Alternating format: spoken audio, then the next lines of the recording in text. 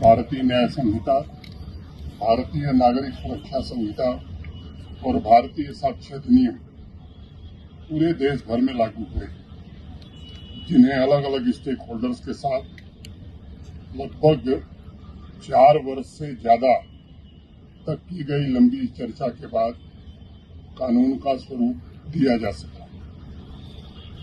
नई पीढ़ी को विशेष रूप से यह जानकर प्रसन्नता होगी कि लगभग 150 वर्ष के पश्चात भारतवर्ष के क्रिमिनल जस्टिस सिस्टम को उस दिन कॉलोनियल कानूनों से मुक्ति मिली थी।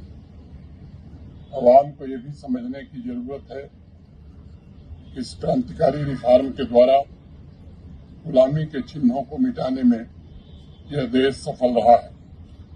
समाज के कमजोर वर्गों की रक्षा की व्यवस्था प्राथमिकता के आधार पर की गई है।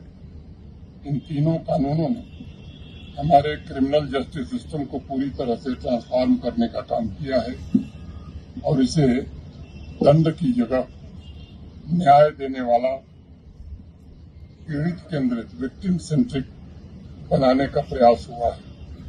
इस प्रदर्शनी में हालांकि आप लोगों को बहुत सारे डिटेल्स उपलब्ध कराए गए हैं, लेकिन संक्षेप में मैं इन कानूनों के निर्माण के अत्यंत रोचक पहलू को आपके सामने साझा करना चाहूंगा।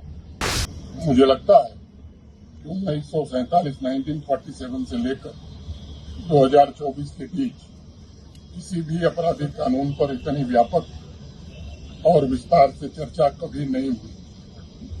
इसमें यह विशेष ध्यान रखा गया कमजोर वर्गों को न्याय प्रणाली से प्राथमिकता के आधार पर समाधान मिले। सभी विद्यार्थियों, सिविल सोसाइटी के मेंबर्स और अभिभावकों को आवाम में जाकर हमें बताना होगा। इन कानूनों में सबसे पहली प्राथमिकता महिलाओं और बच्चों के खिलाफ होने वाले अपराधों को दी गई। इन कानूनों में बदलते वक्त के हिसाब से नए प्रोविजंस, नई धाराएं जोड़ी गई हैं।